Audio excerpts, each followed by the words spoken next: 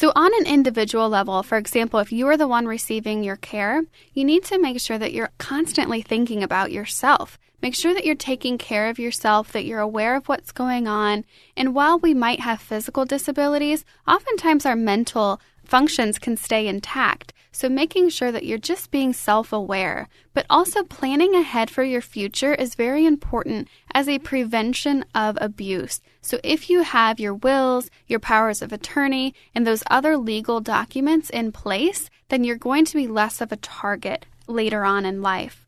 Also, staying active in your community, staying active with your family and your friends, and those sorts of things can really help protect you against abuse now and into the future. But ultimately, I would just like to say that you should know your rights and know that you can report abuse, even if you're just suspicious that something's going on. According to the National Council on Aging, every year an estimated 5 million older Americans are victims of elder abuse, neglect, or exploitation. And that may not be a complete picture of just how widespread the problem really is. Experts believe that for every case of elder abuse or neglect that is reported, as many as 23 cases go unreported. To provide an opportunity for communities around the world to promote a better understanding of abuse and neglect of older persons, World Elder Abuse Awareness Day was launched June 15, 2006 by the International Network for the Prevention of Elder Abuse and the World Health Organization at the United Nations. The purpose of World Elder Abuse Awareness Day is to raise awareness of the cultural, social, economic, and demographic processes affecting elder abuse and neglect. On today's Sound Living, K-State Research and Extension Adult Development and Aging Specialist Erin Yelland discusses the many forms that elder abuse and neglect can take, the warning signs of elder abuse, and how it can be prevented. Sound Living is a weekly public affairs program produced by Research and Extension at Kansas State University. I'm Jeff Wichman. Erin, when we talk about elder abuse, there really are many different forms of elder abuse. Absolutely. So there's two different main types. The first type would be domestic, and that's abuse that's occurring in the home. And the second type is really institutional abuse, and that's abuse that will occur in an institutional setting such as a long-term care home or an adult day service. But beyond that, we have all these different forms of abuse ranging from emotional, physical, sexual, and financial, all the way down to neglect and confinement. Go into a little bit more detail. When we talk about physical abuse, what does that encompass? Physical abuse is essentially inflicting pain or harm on someone. Sexual abuse, what do we mean by that? Sexual abuse is any non-consensual touching, fondling, or even sexual intercourse that occurs. And then emotional abuse obviously kind of plays on the emotions? Absolutely. So emotional abuse can include verbal assaults, threats, intimidation, or any behavior that really makes you emotionally unsettled. Confinement also is a form of abuse? Confinement is, and oftentimes we see this with older adults who maybe have problematic behaviors because of diseases that they might be experiencing. Oftentimes with Alzheimer's patients, they might act differently than what they normally would, or maybe act out different things.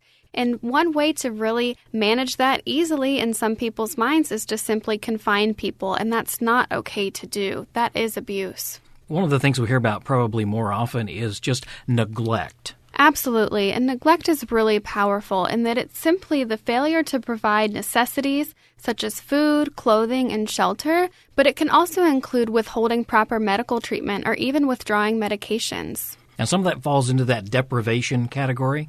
Absolutely, and sometimes we'll see caregivers get so stressed out that they just can't handle the burden of caregiving, and they ultimately end up taking it out on the ones that they're caring for. So whether that's neglect, deprivation, confinement, or any of the other forms of abuse, it's really staggering and a horrible problem. You also mentioned financial exploitation, and that is really a big problem. Absolutely. Financial abuse is one of the most prominent forms of abuse, and actually it's the form of abuse that is most reported. So we hear about it a lot. So financial abuse has also been called exploitation. So you'll hear the terms used interchangeably, but what they mean is that it's an illegal or improper use of funds or belongings. And oftentimes we'll see this take form of, taking money out of a bank account, taking really nice jewelry and selling it for cash, Those sorts of things all count as financial abuse. I was amazed to see that 10% of people over the age of 60 are often abused. Yeah, the numbers are very high. So 10% of older adults are abused at some point in their lives. But sadly, only 1 in 14 cases are actually reported. So we suspect the actual number of abuse is much higher than the 10%. And that's really where this Awareness Day started, was the fact that so much of this goes unreported and really even unrecognized. Absolutely. It can be really hard to see the signs of abuse, and it can be hard to come to the realization that, yeah, something might be going on. You mentioned that some of this happens in an institutional setting, but by and large, a majority of this happens between family members? Absolutely. Actually, 90% of abusers are family members, and the majority of those people are a spouse, an adult child, or the adult child's spouse. So someone who's in close proximity to you, who you have good, trusting relationships with, oftentimes those end up being our abusers. So what is it then that makes older adults vulnerable to abuse? There's several things, the first of which is simply social isolation. If you become socially isolated from your community, meaning you are in your home and you don't get out and about often, many people don't come to visit you, that's social isolation, and that really puts you at risk for abuse, because that gives your abuser the privacy that they need to do what they want to do. And unfortunately, that can have very negative outcomes. So it's very important to stay involved in your community, stay in contact with family and friends, maybe even check in with a neighbor regularly. Just making sure that you have constant contact with someone is a really good preventative measure. Because there are ways to see some signs that might point to elder abuse? Absolutely. So there are several signs of abuse, and many of them we are able to see, but unfortunately some of them we're not able to see with our naked eye. So physical abuse, that's something that we can generally see that something's not right. So bruises, pressure marks, broken bones, cuts or burns, or things that are untreated and just don't look healthy, those would be good signs of physical abuse. Emotional abuse, however, might be harder to see. You really might have to look for it and think about past behaviors, because what you're really looking for here is a change in behavior. So a withdrawal, for instance, or a change in your social connectedness, a sudden withdrawal in that, or unusual depression, or even frequent arguments with a caregiver.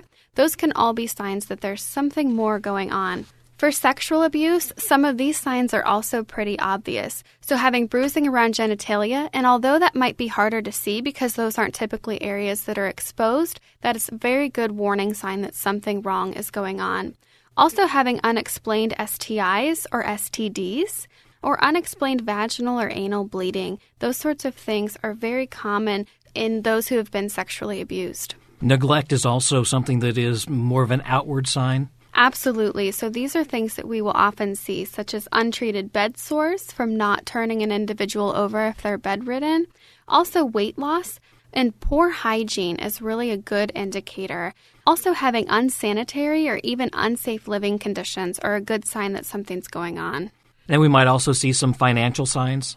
Absolutely, and these are pretty obvious as well. So a sudden change in a financial situation, or even having items or cash missing from the home, even when an elderly person is saying they're missing things or they can't find things, maybe that's a sign that something's going on and someone might be taking things from the home.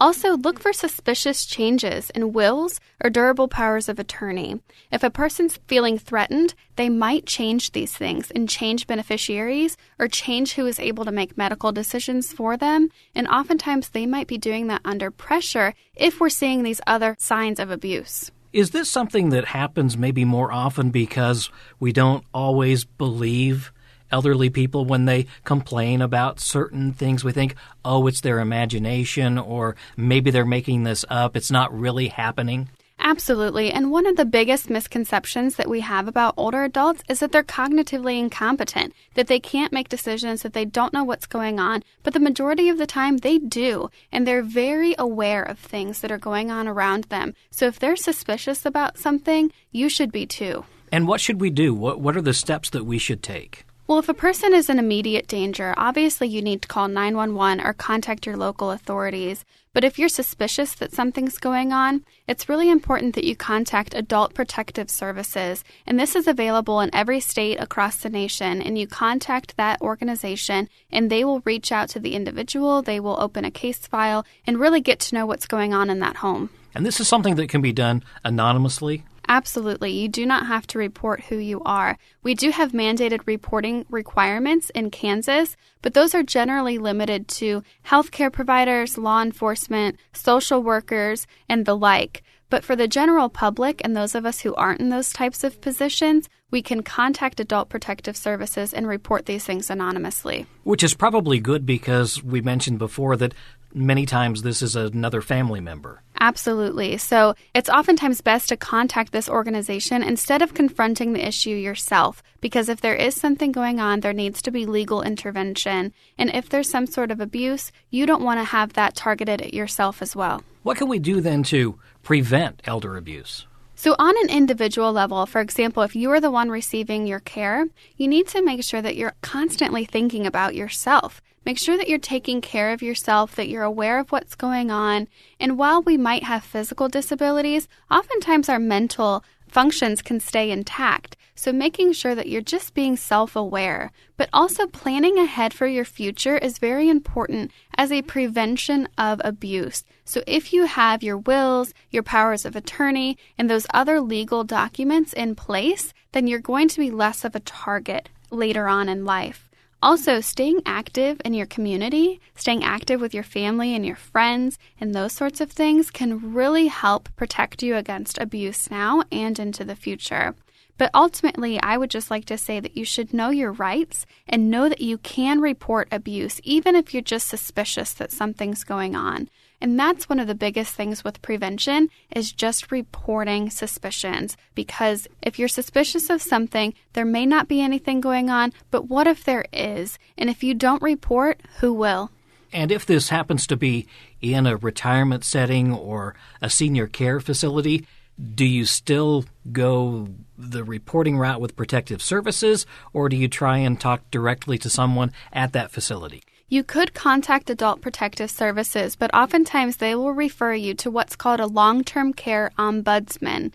And that's an individual who handles these types of situations, and there's different ones for different regions throughout the state. So contacting Adult Protective Services would be a great point of contact if you're unsure of who the ombudsman might be. The real key here is to be aware and look for those signs, especially any kind of significant change. Absolutely. So oftentimes with abuse, we'll see these significant changes. We'll start to see these bruises. We'll see this agitation and the behavior withdrawals. These are outward signs of abuse, and we need to be aware of them. And like I said before, if you're suspicious, report it, because it could be nothing, but in the end, it could be something. Is there information out there that people can find if they might be suspicious or just want to learn more? Absolutely. So the National Center on Elder Abuse would be a great starting point. They have a wonderful website with a lot of information. You might also look into the National Adult Protective Services Association and also look up World Elder Abuse Awareness Day. There's a lot of tools and resources that are floating around with the information regarding the Awareness Day, so that might be a great place to look for more information as well. That's K-State Research and Extension Adult Development and Aging Specialist Erin Yelland.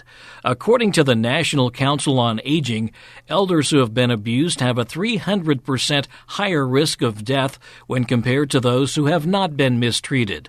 While likely underreported, but still self-reported at higher levels than emotional, physical, and sexual abuse or neglect, financial abuse costs older Americans an estimated $2.9 billion each year.